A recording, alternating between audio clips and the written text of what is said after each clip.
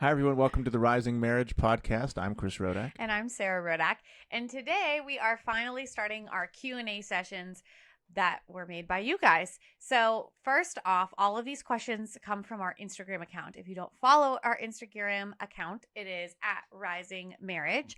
And daily, we usually have some sort of question in our stories that has a little question box for you guys to tell us what you want us to talk about on our podcast.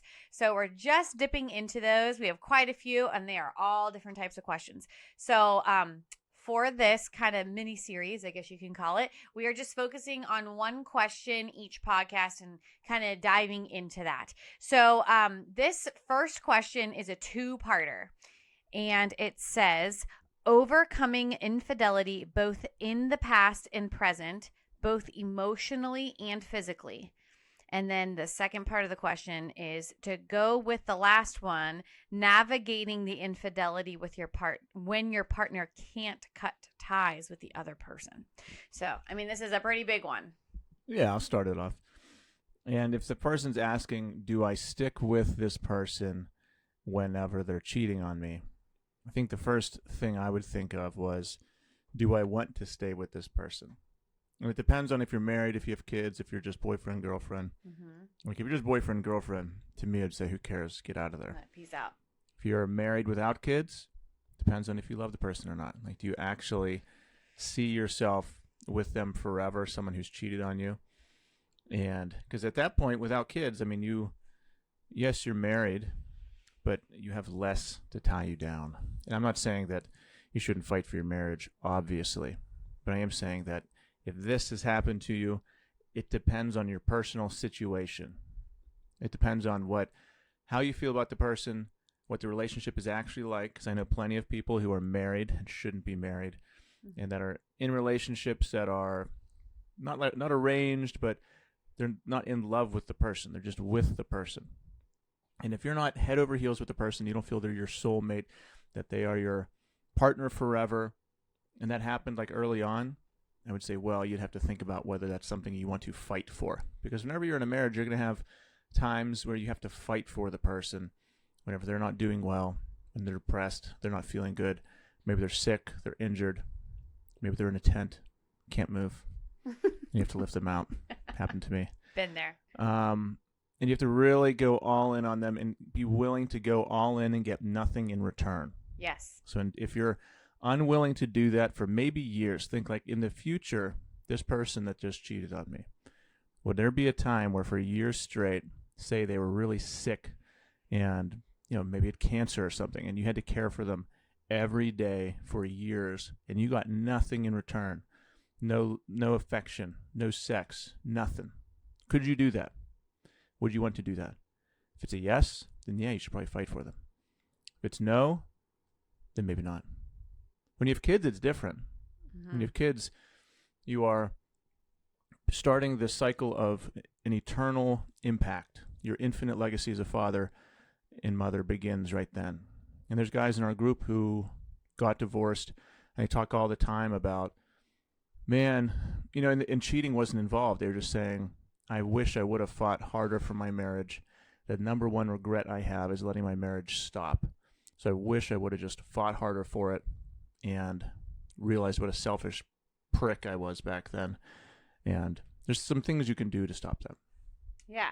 I mean, honestly, this is such a big question. And to be totally honest with you, I'm really fortunate that I haven't dealt personally with, infidelity. And I've seen that happen with many people around me, but I personally haven't dealt with that. However, I think the number one thing here is to talk about infidelity. The first thing you need to realize is, like, if you're the person who is cheating or in that situation, I know you kind of talked about the opposite person, like, you need to realize you're just being so selfish.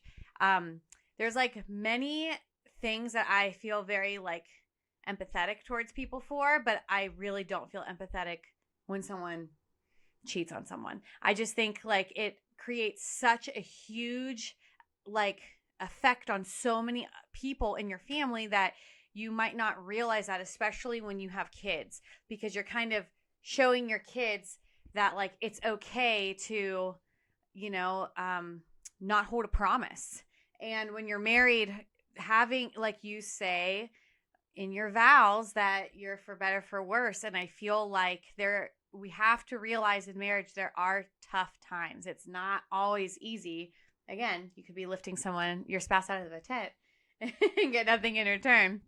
But, the thing is you have to kind of realize there's going to be tough times ahead, and your marriage really is worth fighting for whenever you are, especially like when you have a family. I mean, I truly feel like there is something you love about the person that you marry, hopefully, and we all grow throughout time, and change a little bit in our lives, but you have to realize like that you have to give more than you receive. And whenever you start something like maybe you're not receiving enough from your spouse, and that's why you choose to go the infidelity route, even though you might be able to justify why you're doing that, it still doesn't make it okay, and that you're affecting other people in your family. So you kind of need to take a step back and realize, like, why am I doing this? And if you can pinpoint why you're doing this, then you need to stop doing this and fix the actual real problem, because I feel like sometimes it's a different problem for why people do that. That's kind of my 2 cents on why that begins. Yeah, I agree. So, but let's talk about more reasons why people give as to why they cheat. Like, if you know someone who cheated on someone, a lot of times they say, well, I did it because they made me. Some sort of that, or I did it because blank, or I did it because I was feeling this way, or I did it because of this situation. What are some of the situations people say caused them to cheat? Whew.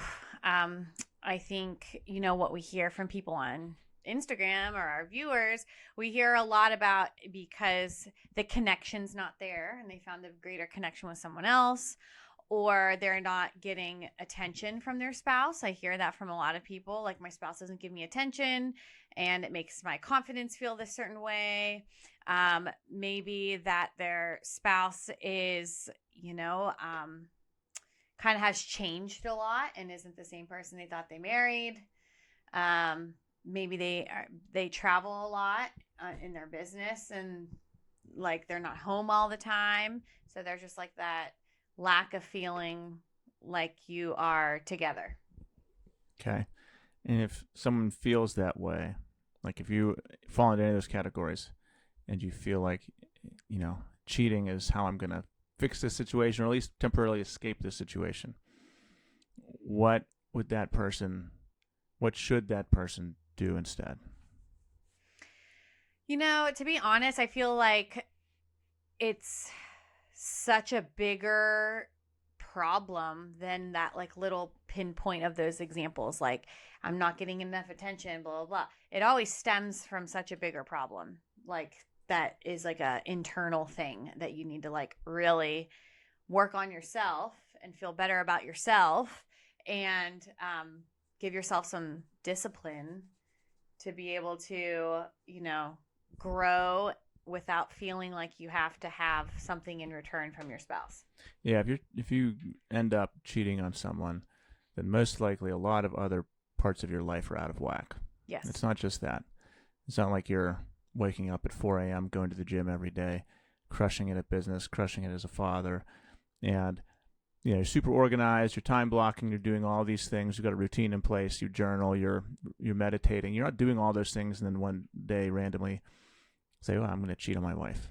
Yeah. It doesn't happen like that. Like, most likely other parts of your life are just chaotic. You're an emotional mess. You're just, things are not together for you.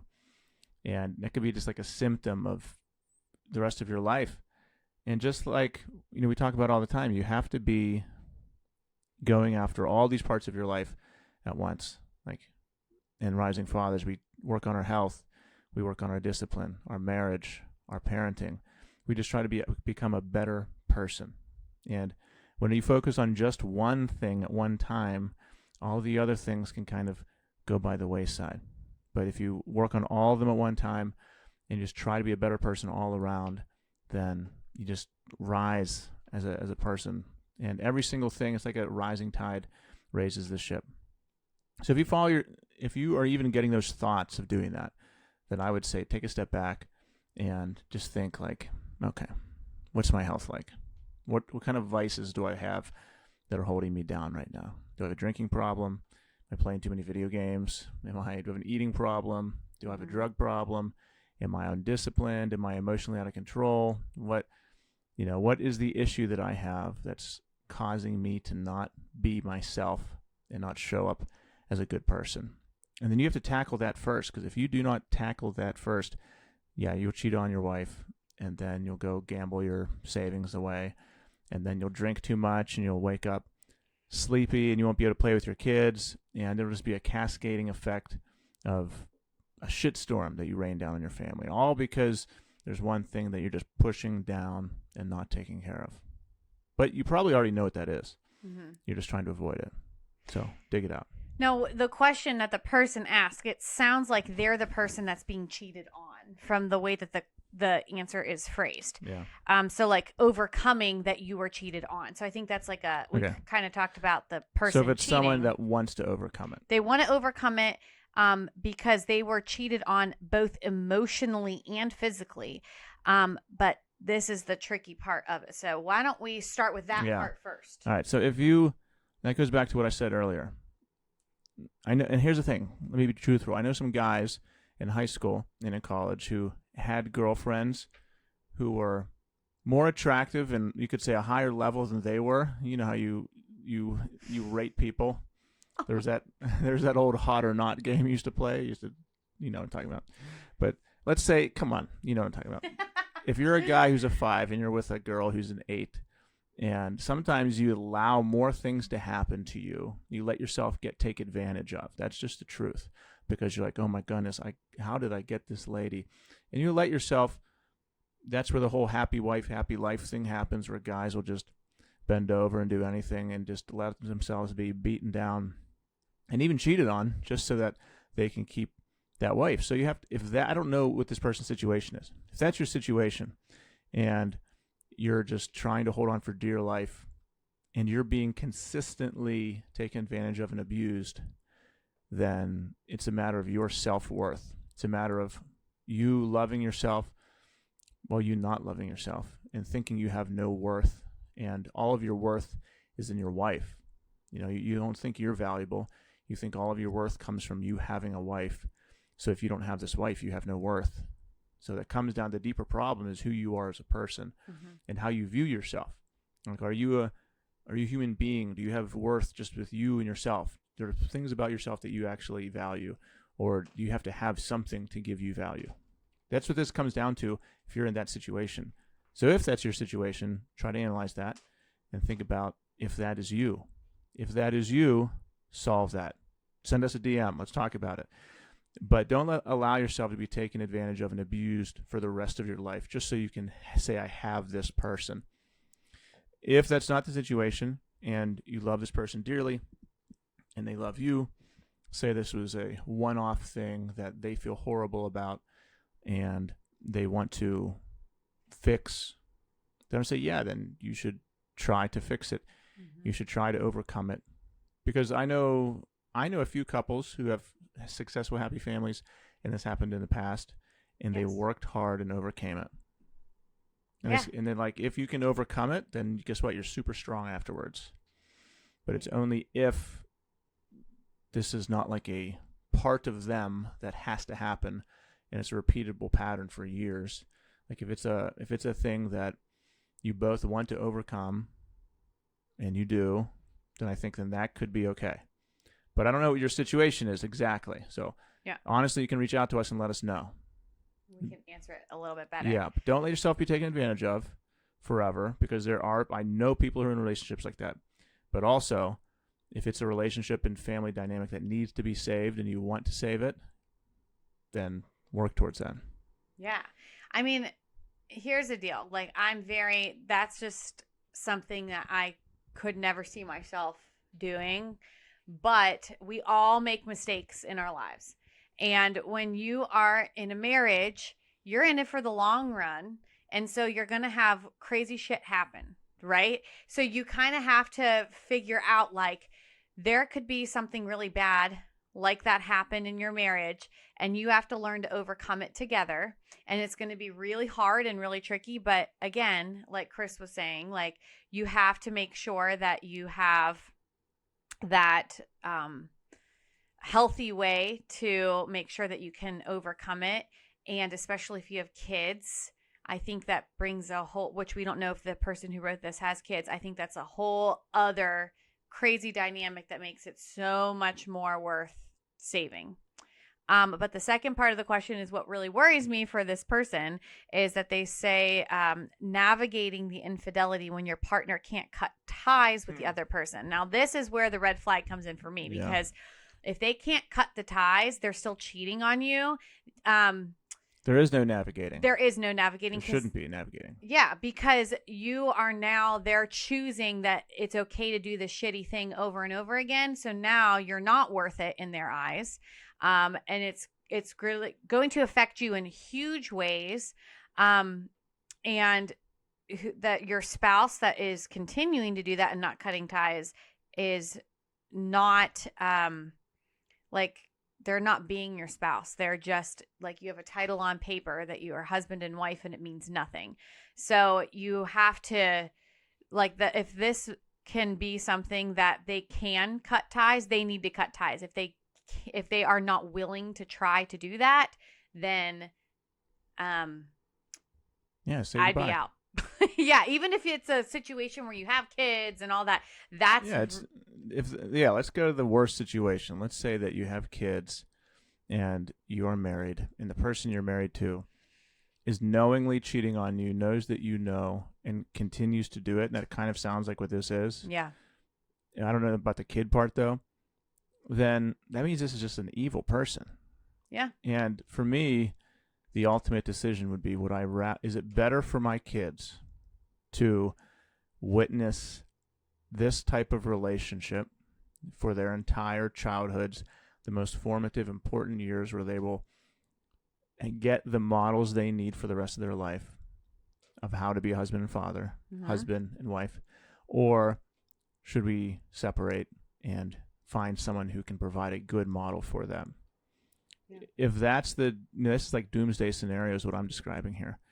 But I mean, man, if your kid grew up, and they will find out, there's no hiding this. And they say you're the father, and your kid knows that mom is cheating on you, and you're okay with it. Man, your kid is going to think you are so weak, resent you, think you're such a failure of a father for putting up with that. He's going to hate the mom, the passion. He's going to hate you. He's going to hate the mom, and he's going to have no model for a good relationship. That just sounds like a nightmare to me. So if that's the case, once again, reach out to us so we can find out what is the case. But if that's the case, I would say it's time to move on. And that's after you've really tried everything. So again, this is Rising Marriage. I feel like we gave the doomsday, move on, but obviously that marriage is sacred. Marriage is supposed to be sacred. And I think throughout all of the years of being in the newer age, sometimes it can be just thrown away, marriage, whatever, you can just divorce and do this and that. And that's not how it's intended. That's not how it should be. But there are always going to be extreme cases where that's what has to happen. And I think this specific question is an extreme case from what it sounds like. But there's definitely, remember, if this is happening to you, we're always here for you, but you can also should be reaching out to professionals to get some, therapy, get some counseling, all of that to help you in the journey of trying to move forward in your relationship together. Yeah, you just have to be really honest with yourself as to where is my relationship. And I would poll your friends. Okay, I would poll your friends who are going to tell it to you straight, not that are going to make you feel good. Poll your relatives who talk too bluntly and have them describe to you your relationship, because you're not going to be able to see this clearly. Yeah. You're viewing your life, you're like an ant seeing the world from under the grass. It makes no sense to you. You need someone who's above looking down being able to describe what's happening to you in your life right now. So find relatives, friends who will tell you the truth, have them tell you what they see, and you can choose to believe them or not. Also, write down just facts. Write down in a notebook, write down facts about what is happening. Like you're writing a story for someone else to read. Like 2 weeks ago, she cheated on me. Then we had a conversation where she admitted to it and said she was going to do it again the next day. I don't know if this is the case or not, but just write down what happened, and then you can read it back to yourself and be like, oh my goodness, who is this character that is getting cheated on, and stuff is happening to him over and over again? Because whenever you're thinking about it in your head, it reads different to you. When you're thinking about situations of your life and it's just you within yourself thinking, it reads different to you and you can't think about it. Sometimes it helps me is obviously journaling. Every guy in our group journals every single day, morning and night. And whenever you journal, you are putting down the thoughts in your head on paper where you can read them and they're external, and then you can then analyze what's happening in your life in a storybook way where you're reading about someone else's life, but really it's just what's going on in your head. And it's much more clear. You can analyze it like that. So I'd write about it. I would talk to people about it. And reaching out to us and having us talk about it is a good step too. Absolutely. And remember, like, some of these questions that we get from you guys are lighthearted. This one's pretty intense to kind of start an intense one off a little bit. But, you really, at the end of the day, it's up to you with what you want your life to look like. And you can change any part of your life that you need to. So anytime something like this happens, I always truly feel like it's not one-sided. It's not one person to blame for why things like this happen. There's always going to be a little bit of fault in both, and you can only change what you can change. So again, communication is key. If you're the person being cheated on, you need to find out, why did they think in their head to justify that they needed to cheat on you? Is there something that you're lacking for your spouse? Now, it's still shitty that they did that, and it's not a reason, but all you can change is yourself and what you do and how you react. So learning how to react and make sure they know that it's not acceptable, but that you're not losing your shit in front of your kids or whatever.